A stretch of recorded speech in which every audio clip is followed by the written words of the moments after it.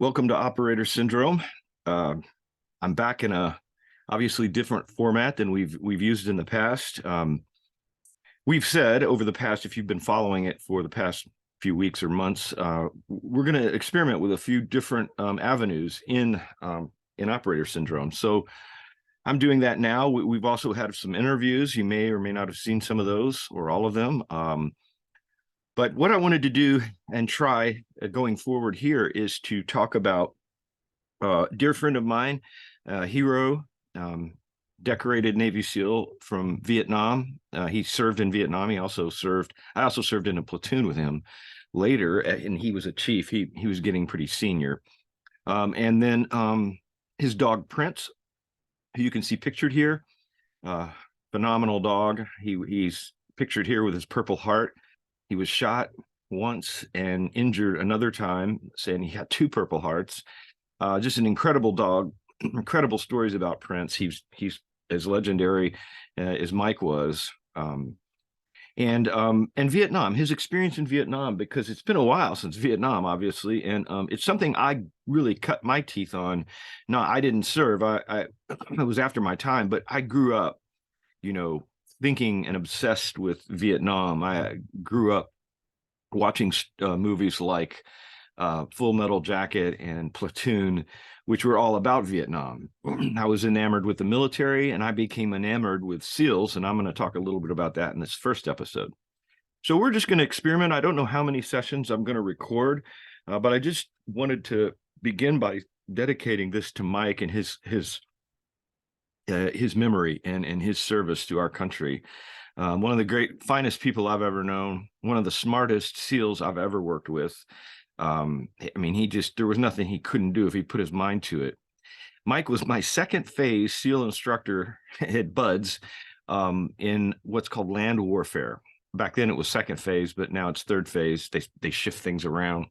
Land warfare. So Mike taught ambush tactics, weapons, patrolling, fire and movement, explosives, booby traps. It was old Vietnam type stuff. I went through in 88, started in, 88, graduated in 88. And so there was as we've mentioned before, there was a stretch of peacetime. There were a few hiccups here and there, but nothing like the war in Vietnam, nothing like not even the Gulf War or the subsequent wars in Iraq and Afghanistan. So it was a weird kind of limbo, and things are always evolving. That's just the way it always goes. And now tactics are on a whole nother level of since Iraq and Afghanistan and the insurgencies and terrorism we were fighting over there.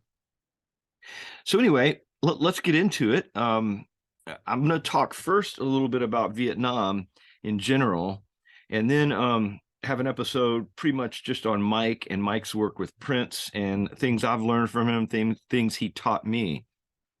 I don't know how well you can see this picture. It's a little bit on the dark side, but it's shaded.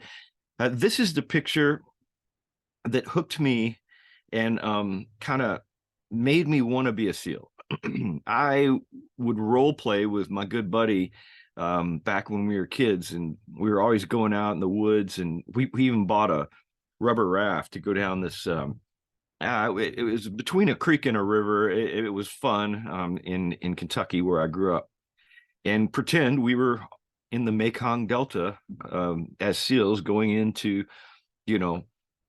destroy a village or fight the Viet Cong or whatever this kind of stuff was. So anyhow, we ran across this picture because we had role played previously.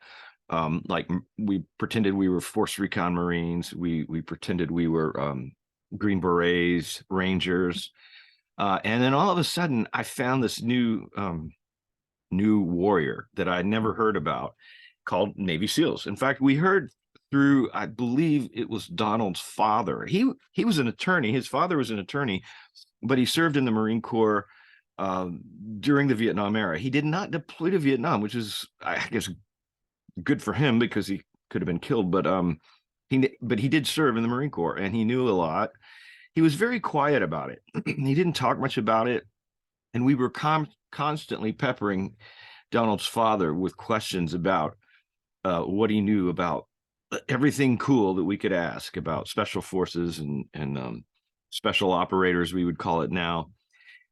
Now, just to mention this, because if you're of a later generation, everybody today knows about Navy SEALs. It's almost too much. We Patrick and I have laughed about it. It's they've gotten so much fame, and part of that, okay, tough guys and tough fighters, and I was one, so I'm proud of that. But sometimes it gets a little overdone and mystified and mystical and mythical. Um, but it's part of my story. So from the time I saw this guy in this picture, I see these tiger stripe camis with a bandana around his head, and he's carrying I don't know if you can see it. It's called a Stoner machine gun. It's a drum belt fed, all right, that shot 5.56 millimeter, kind of like similar to a SAW, squad automatic weapon, in more recent times. They don't make them anymore that I know of. They might have some in some museum somewhere, but it was a very fast, rapid shooting machine gun, and it was carried by a lot of SEALs in Vietnam, as were regular M16s. Back then, we called them M16s in the Vietnam era, the standard assault rifle, and M60 machine guns. That's a 7.62 millimeter belt fed. No, they don't use those in service anymore. Their new platforms have replaced those. But anyway, those were the weapons back then, and this was the picture that really hooked me. I'm like, that guy looks different. He's got outside of the box, and I think Donald's father told us one time. We said, where were the toughest fighters in Vietnam and all that? Not that any one fighter was any tougher than any other as a category. They're all kinds of tough fighters on every level, from infantry up into special forces and SEALs and other units like that. For force recon, LRPs, long range reconnaissance patrol.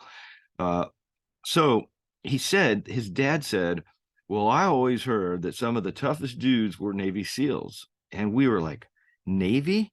What are SEALs? I mean, thinking pictures of a barking seal balancing a ball on its nose. And why do they call them SEALs? Well, in case you never knew why they call it, SEAL is an acronym. That's why if you see it in publications, it's usually all capitalized, SEAL, because the first three letters stand for C, SEA, and then A doubles for air, and then L doubles for land, sea, air, and land. So that's the name we came to inherit. It's the SEALs were launched officially in 1962 by President Kennedy.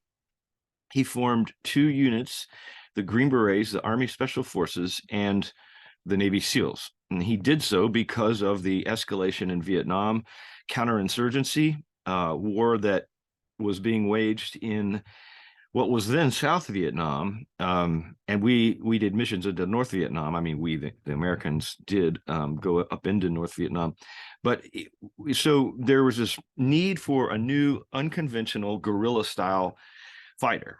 Now, originally on, and it's really to this day, this has continued, this tradition. Special forces, which are Army Green Berets, technically. Sometimes people say special forces and then they think it's all of special operations. That's not the case. It's an actual Army unit. Their official title is Special Forces. Their nickname is the Green Berets because they were known for wearing a green beret. And then the SEALs. So Kennedy formed these two units, but from the start, and the SEALs, they kind of evolved out of and recruited out of the UDT teams, underwater demolition teams. Those are the frogmen of like World War II who would swim in and blow up man-made and natural obstacles to allow landing craft to come in and land for Marines a lot of times, mostly. Saving Private Ryan is a realistic, dizzyingly realistic movie of what a landing. If you've never seen it, man, buckle your seatbelt. It's pretty intense. But so these frogmen would come in and they would reconnoiter the beach, take hydrographic reconnaissance, and cartography and all this, and find suitable landing sites for our Marines and even sometimes Army, but many times the beachheads were taken by Marines. Um, so the SEALs started recruiting out of UDT. Those guys are tough as nails. I mean, as tough as it gets. From what I've read of them and what they did, we've mentioned a book called "By Water Beneath the Walls" by Milliken. Blanking on his first name, Benjamin Milliken, I believe. It's the most thorough history of UDT all the way up into the early 70s of Vietnam that I've ever read. Meticulously footnoted, and it's a real deal solid source. So if you want to read more about it and how the evolution from UDT and the stories of these legendary guys, you can do that in that book. So anyway, the SEALs formed, and the difference, I always get this question, what's the difference between SEALs and Green Berets? Well, they're like everything, there's a lot of overlap. And in some cases, Green Berets can do, well, depending on their deployment, they can do everything a SEAL can do, potentially. That's not always the case.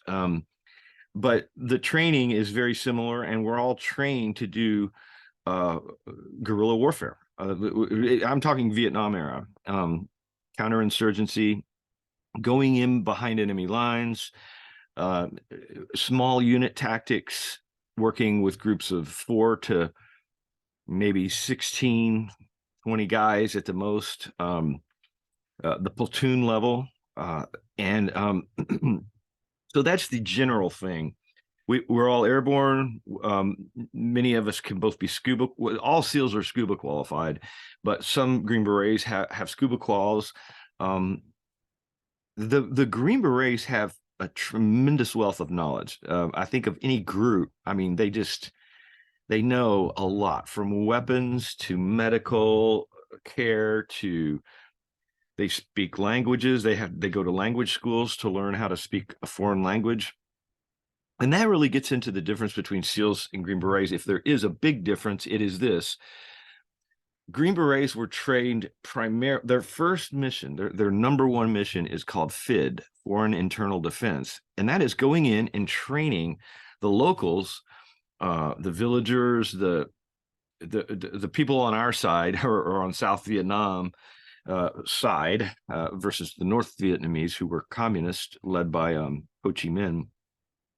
So the Green Berets would go in and train. I mean, everything from how to do ambushes, how to patrol, how to make water clean by boiling it, giving inoculations like vaccines. Tremendous amount of stuff they taught the people on our side who were going to resist the enemy. The enemy in Vietnam was twofold. You had Viet Cong, which were guerrilla fighters in South Vietnam. They were obviously Vietnamese, but they sympathized with North Vietnam. Back then it was North and South. The North Vietnamese, like I said, were the communists who eventually took over. They won all of South Vietnam. Now it's one communist country. So the other group, besides the Viet Cong, are what are called the NVA, North Vietnamese Army. Now, those guys were a lot better trained, a lot better equipped, had formal military training. I mean, the Viet Cong were tough too, real tough, but they fought like hit and run, single person sabotage, ambush, stuff like that. And they weren't as organized, and they didn't fight on as large a level.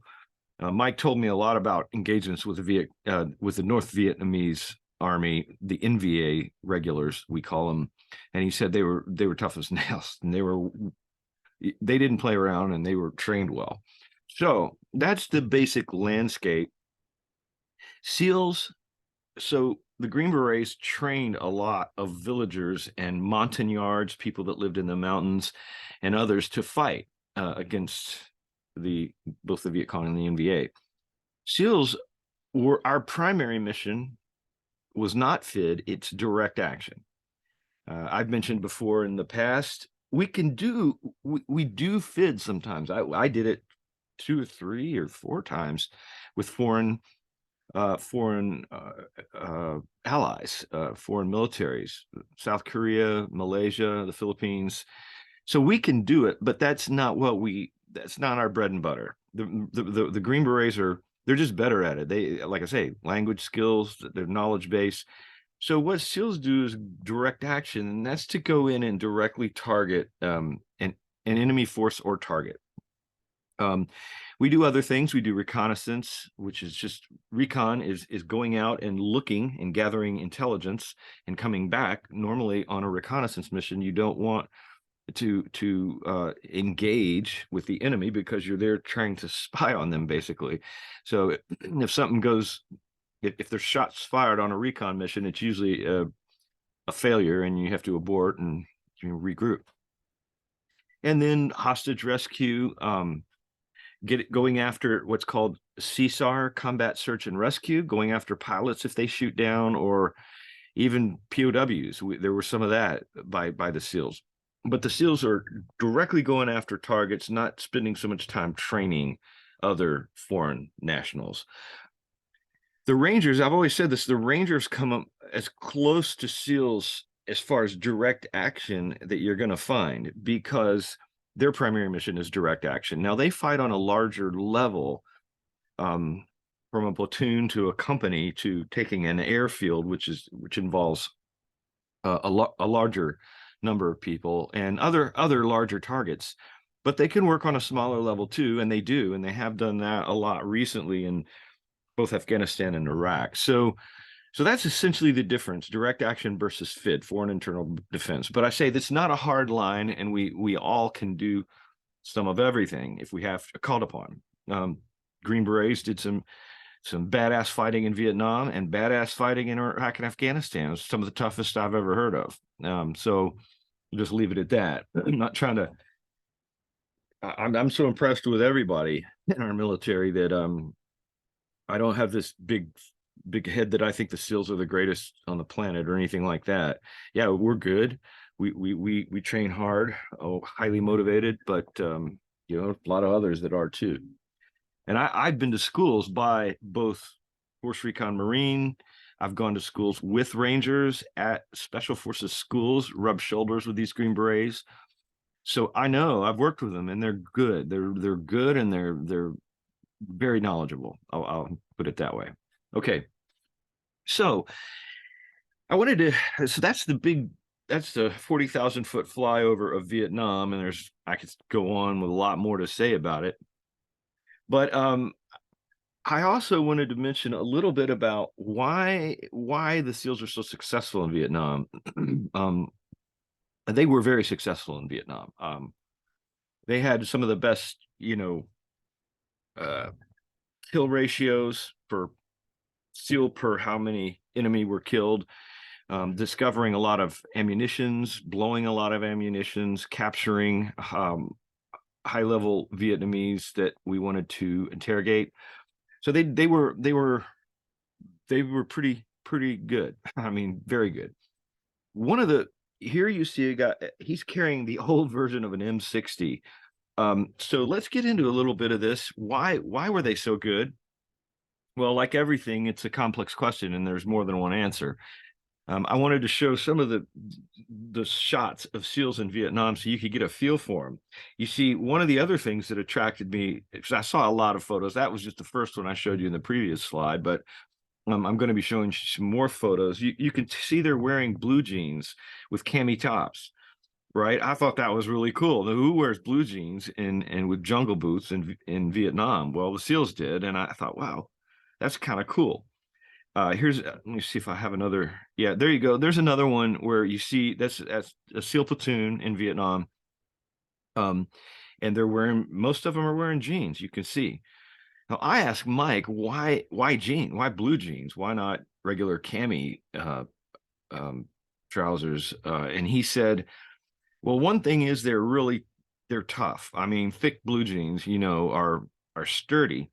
And he said they spent so much time getting on and off of sampans and insertion platforms crossing through these muddy river deltas that jeans just tended to do better, and they all got muddy anyway. So it really didn't matter what color they were. They just wanted something tough, and most of the times, that's not a big part of their cami. They would wear cami tops. And they were also known to wear a lot of times, well, you can see there's every other headdress under the sun. One guy's got a bandana. These are one of those olive drab bandages that you come in a first aid kit, and they just took them out and they're triangular for like a sling. I think they still got them. I mean, we had them when I was in, but they just turned it into something that would just keep the sweat off. And other guys wore the boonie caps, the ones that have kind of a brim on them, a rim. Other guys, one guy's wearing a beret. So, and a lot of them don't wear anything. They're just their hair or maybe a headband, like that one guy on the far left. So, a lot of outside of the box stuff going on there. As you can see, I see a stoner. I see 2-3 M16s. Well, that one guy in the back looks like he's carrying an M14, and then a couple of M60 machine guns, the bigger machine guns. So one of the things, so why so successful? Well, first of all, I guess this goes without saying somewhat, but they're highly motivated fighters. All right. The selection process to get through BUDS is extreme. I mean, BUDS, the basic course before you can go on to qualify further to be a SEAL, has about a 75 to 85% attrition rate. That means in my class, we started with 100 and right around 110 guys. 19 of us graduated 6 months later. So all the rest quit or were injured, but mostly they quit. Because it's hard to get through, obviously. And these are all pre-screen motivated guys who've passed physical tests to get in. So it's not, I mean, I saw all-American athletes quit during Hell Week, which always scared me because I'm like, well, if this stud athlete quits, what chance do I have? I've always been, I think, average, maybe a little above average, but nothing. I'm not some super athlete or anything. So anyway, highly motivated. These guys are not going to quit. And one statistic about Vietnam is that the instructors in BUDS really kicked this into us. The SEALs had at that point never leaving a fallen comrade behind, and also never been captured. No SEAL had ever been captured, taken prisoner of war. And kind of on a humorous note, the instructors were like, so let that sink in and don't be the first to have that happen. So anyway, highly motivated. The other thing I wanted to say is they used unconventional tactics. Part of the problem and part of the reason, in my opinion, we lost the war in Vietnam, and many historians have written about this, is that we were trying to fight a counterinsurgency and a guerrilla style war with conventional troops. Conventional troops are bigger units, tanks, armored personnel carriers, large infantry movements. Well, when you're fighting in the jungles and you're fighting people that are not playing by those rules, it was just very frustrating, especially for the conventional forces. Well, the SEALs go in there and they play by counterinsurgents, guerrilla tactics, sneaking in at night, using dogs, using different forms of tactics. That it's like fighting fire with fire. We're playing by the guerrilla warfare style rules, not the. And it's also a lot of stealth. A lot of times you'll see a lot of camouflage, a lot of blending in, a lot of surprise ambushes. So those kind of tactics, that's what we were being fought with, and so we took it to them, and were able to fight more effectively that way. And other units did that. Like I say, Force Recon, Army Special Forces. I don't know, or I actually don't know how much of. I know the Rangers were used widely in Vietnam, but I don't know exactly what their modality was at that time. I need to probably brush up on that. So highly motivated, unconventional tactics. Notice another thing too, a lot of firepower. You're talking, look at all the belt feds these guys are carrying. usually in the regular Army infantry, a belt-fed M60 machine gun, which is the 7.62, the bigger one, it's what's called a crew served weapon. There's three guys in a team with an M60. The SEALs would carry them by themselves with all these, Frito Bandito style belts around their chest. That's a lot of weight. You look at one belt is 100 rounds, and I think it weighs 7-8 pounds. So you can imagine it adds up quick. But there's a lot of firepower sitting right there in those guys. And we carried, well, let's see. Yeah, we carried two M60s per, well, sometimes we did two M60s and maybe a couple saws. And a lot of guys in my time were reverting back to the M14s, which is a 7.62 millimeter assault rifle, because and nowadays there's so much has changed that they've got platforms that can pretty much almost custom build. But it's a bigger round, so it has a lot more punch than just a 5.56 millimeter round. So a lot of firepower, the Stoners, the M60s, and a lot of rounds, carrying a lot of rounds per man. And then, I mean, I could go on and on. I don't want to belabor it, but one other thing that Mike told me, this is my friend Mike Bailey, who was a legendary SEAL. When I first was stationed at SEAL Team 5, I mean, whispers were going around buds, that guy was in Vietnam. There weren't a whole bunch of them left by the time I got there in the late 80s. So you see a Vietnam era, those are our heroes. Those are the guys that won us over to want to be SEALs in the first place, and all of the legendary stuff they did in Vietnam. So here's Mike. I mean, he taught me so much. I could write a book on it. But anyway, so one of the things they did, he said that is probably is a bigger reason why they were successful and that they were so successful. So in the military, there's of course there's a lot of paperwork, right? Bureaucratic paperwork. Well, there's one form called Unidear. That's the abbreviation, unless otherwise directed. So we just call them Unidear forms for short. Unless otherwise directed. Now, you've got to file one of these, and nowadays I have no idea if this has changed or gone away, but in Vietnam, an officer in charge of an operation had to file one of these forms for every mission. It was required by the higher brass. They want to know what you're doing, what your target is, where you're going, what the date and time group is that you're going, and all of this. So you're basically you're writing out everything you're going to do and where you're going and what time you're doing it and everything else, and you submit that up the chain of command. I don't know how high it has to go for approval. It's probably different levels for different stuff, but that was required. So Mike said they learned early on. There were a lot of North Vietnamese sympathizers, even in the ARVN army, the Army of South Vietnam, technically our allies, but there were a lot of sympathizers in there, and we knew this. And so what we also knew is there are leaks all the way from like an operational unit like this one, all the way up to Saigon, which is the capital of South Vietnam at the time. So stuff could get leaked out, and if the enemy got a hold of where you're going and when you're going, and what exactly you were going to do, well, they could set up an ambush or a counter ambush, or really make your life miserable if they were looking for you. The whole point is we want to go in and surprise them, catch them with their pants down, so to speak, and we don't want anybody to know what we're doing. So Mike said the platoon commanders realized when they would write these forms, these Unidear forms, they would be very vague.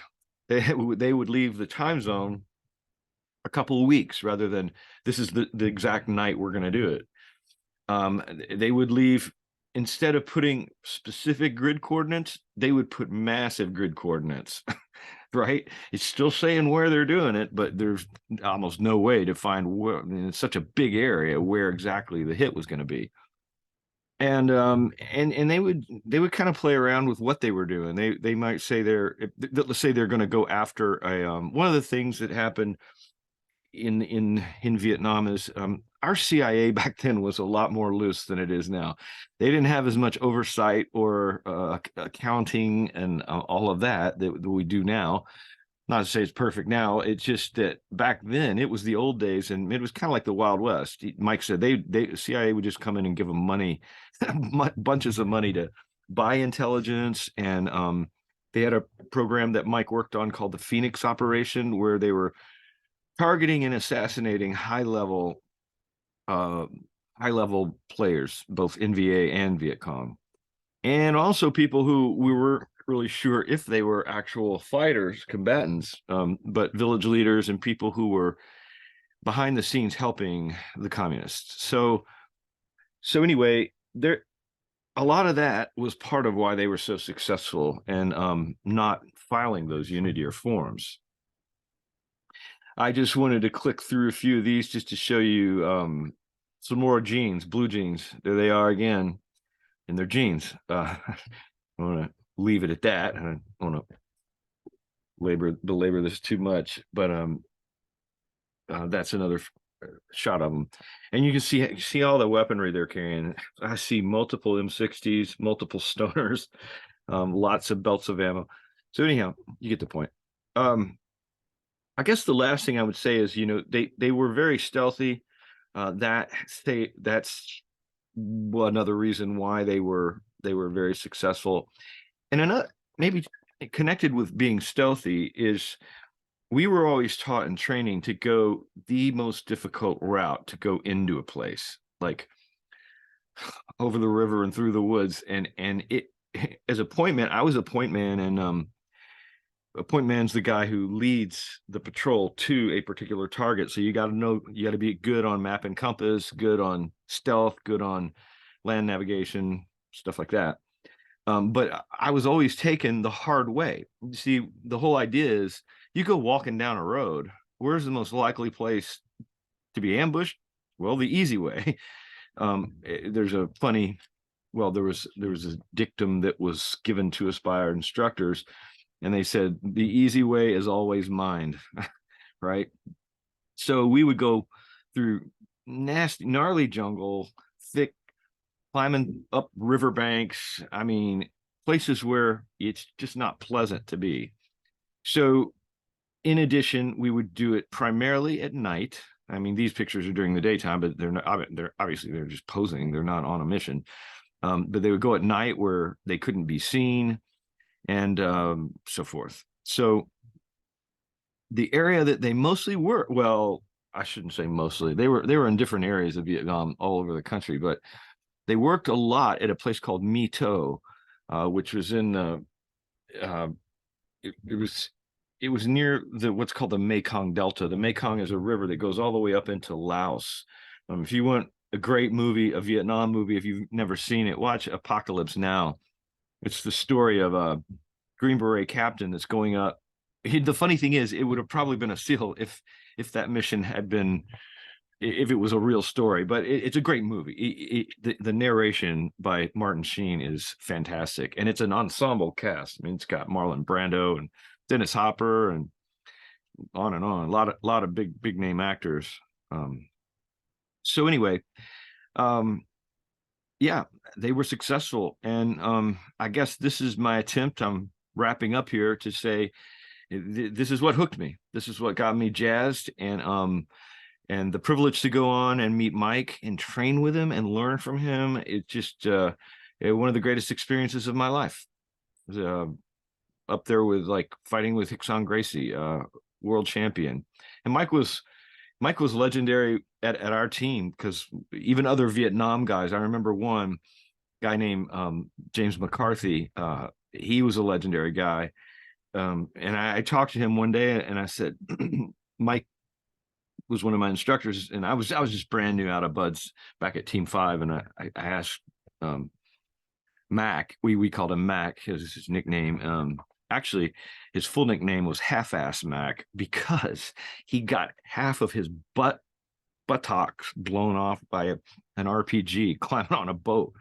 So seriously, it was a huge chunk out of his one of his buttocks. I don't remember, didn't pay that much attention. But anyway, half-ass Mac. But he said Mike was phenomenal. Mike was a point man. He was also a dog handler, and he went and did some legendary missions way behind enemy lines. Worked with some SAS from Australia, um, going after some bad guys. On and on and on. He did many, many missions, earned the Bronze Star, Valor, obviously, Purple Heart, and was highly decorated. So here's to Mike. And I hope you've enjoyed some of this. And I'm going to get into Mike and Prince, his work with his dog, in the next episode. So thanks for listening, and I'll catch you in the next one.